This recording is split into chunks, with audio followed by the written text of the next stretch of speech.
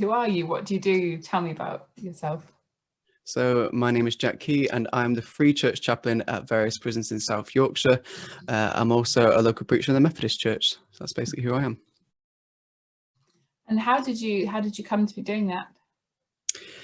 So it was actually a calling from God to do the prison chaplaincy job. In my life, I felt three particular callings from God. One was to be a local preacher.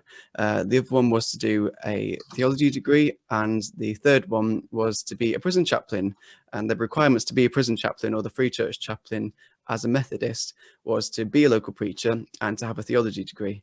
So it was nice to see how the pieces of God's puzzle was put together for that role. So that's how I became to be a prison chaplain. I'd love to hear more about how it was that your faith drew you to this area of work and how you knew that this was something you were really passionate about. Yeah, so I suppose when I first saw that the opportunity came up for being a prison chaplain, when I was volunteering, I didn't really hesitate. I kind of jumped at it. I'm not really sure why. I've never really done that with anything else before. But I suppose there's a few things that resonate me from a gospel perspective and for the Bible, I suppose. The most particular Bible passage, I think, is Matthew 25:35-36, where Jesus said, "For I was hungry and you gave me something to eat. I was thirsty and you gave me something to drink. I was a stranger and you invited me in. I needed clothes and you clothed me. I was sick and you looked after me." And then obviously the main bit is, "I was in prison and you came to visit me." But in addition to that passage, I think when you look at the overall teaching of the gospel, Jesus sets out a clear message of being looking after and being with the most vulnerable in society, as well as the fact that we should not judge someone based on their status in life, especially by going off Hebrews 13:1-3, where the author says that keep on loving one another as brothers and sisters. Do not forget to show hospitality to strangers, for by doing so, some people have shown hospitality to angels without knowing it. Which is coincidentally followed by the next bit where it says, continue to remember those in prison as if you were together with them in prison. So I think the clear message of the gospel, which I picked up on throughout my time as a prison chaplain and before, was to love people no matter who they are. We have to think realistically, are we loving these people as we would be loving Jesus if he was physically here with us? So that's what's at the forefront in my mind. Prison ministry, as far as I'm concerned, is very biblical and is being with the most vulnerable in society. Wow. And in terms of your day-to-day, your role, how much exposure do you get to the sort of coming up to resettlement, probation, the period towards the transition of leaving prison? So I suppose the main thing that we do is that prison chaplains deal with the discharges, in that we see them a few weeks beforehand, if we can, chat with them, see how they're doing, see what their concerns are, if they're worried about leaving, etc. And also see if we can link them up with churches, if they are a Christian, or if they're, if they're a Muslim, we can pass them to the imam to help them. But particularly if they're a Christian, then we try and connect them with a church and see what support they can get on the outside, if they've got any particular concerns that we as chaplains can help with. So that's the main thing that we do, but we also see them obviously as the concerns and the worries and have a chat with them as a few weeks coming up to beforehand. So that's quite a common thing for prison chaplains to deal with the discharges as people are coming up to their release. And I mean, I'd be fascinated to hear about some of those common concerns and fears and emotions that you see people experiencing coming up to that release date. Yeah, I think the prisoners often tell me, I think the main fear that comes across from them, the first one actually is getting on public transport to their accommodation, because because of the clothes they wear, the big bag of stuff they have with them, they think it identifies them as a prisoner coming out of prison and as an ex-offender, and that fear, it comes across quite prominently coming up to their release, and that's just their journey to their accommodation. So beyond that, I see them being more concerned about how they're going to live, how their mental health support is going to be, will they get a job, or will they end up getting back into criminal activity, and create a revolving door back into the prison. So but I do see a glimmer of hope in them, that the church will welcome them and love them and support them if they do turn up to the church. So they do have some concerns, but I think they're more concerned about what sort of support will they get when they're on the out. And out of curiosity, do you have any experience of using the Welcome Directory as a resource to help with that process?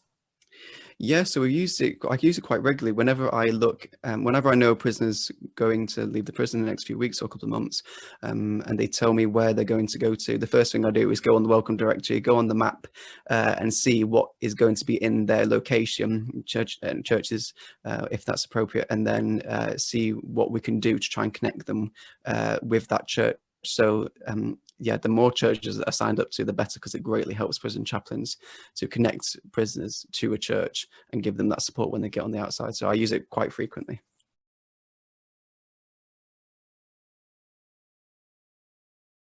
I think caution is always needed with ex-offenders, simply to ensure that they adapt to a better way of life. But we have to remember that they are human beings too, and the more we support them and the more that we love them and are helping them, I think the less likely they are a chance to come back into that criminal activity again. And we also must remember that a lot of the time when someone comes out of prison, they're a completely different person than they went in. They have a lot of time to reflect when they were locked up and gain support whilst they're in there. So just because they're an offender just doesn't mean that they're the same person as they used to be.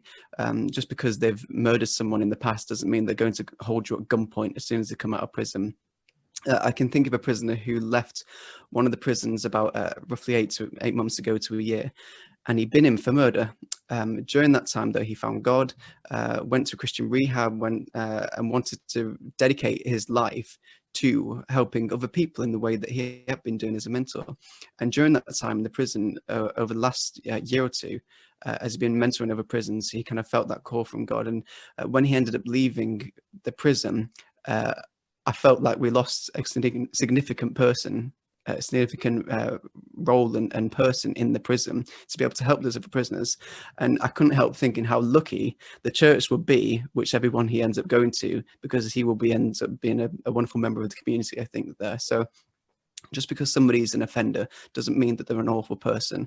And quite frequently you'll find that somebody who comes out of prison isn't the same person who went in prison months or years ago. I'm interested to hear your perspective on the way that prisoners you've engaged with have benefited from their relationship with faith, their discovery or reconnection with, in your case, with Christianity and with God. How does that help them throughout the prison journey and beyond? Yeah, I think there are two main benefits from engaging with faith in prison and engaging with faith outside of prison. Firstly, I think if an ex-offender is engaged with faith communities when they're on the outside, they have access to support, which I think will decrease the chance of offending again. This is also important because they have then a good community, and I think that's plenty of prisoners have told me that they have engaged in criminal activity because they've been around the wrong people. So if they're in a good Christian community when they get out in a church, and that church has welcomed them in, I think that will incredibly help them in their journey. And it's, also the second, I think, biggest thing that I worry about when a Christian prisoner gets out of prison and then an ex-offender is, will they continue in their faith or will it fall flat? And I regularly think about Jesus' parable of the sower in Matthew 13, when he says about the seeds being scattered and they fall in different places. And the one I think about the most is when it says about the seed falling on rocky ground, and whether how the people who receive that seed will receive it in joy for a short time, but then when the troubles of the world, etc., come in, or it doesn't gain enough roots, then it will just fall flat eventually and it will wither. And my biggest concern is that they'll gain a great faith when they're in prison, but if they don't have that opportunity to connect with a faith community outside, the faith will just end up withering. So that's one of my biggest concerns. But I have seen prisoners making great strides in their faith in the prison. I can think of one particular prisoner who told me after a couple of months of journeying with him in his faith for the first time, that he told me that he'd stopped self-harming because he realized that it upsets God when he harms his body in that way. I've had other prisoners I've seen growing great leaps and bounds with drugs and taking spice, and they actually over time they gradually get better and better because they feel like they're getting that strength and that help from God to be able to not do that. in terms of anger and stuff as well. You see them becoming a lot calmer people. So their faith support during their time in prison massively helps them. My biggest hope and my biggest concern is whether they continue that outside of prison, and whether they are able to be supported during that when they get into a faith community when they're on the out. Well, thank you. That's gone through my list of questions. So I don't know if there's anything for yourself anything else you were hoping to share, anything else you'd like to touch on?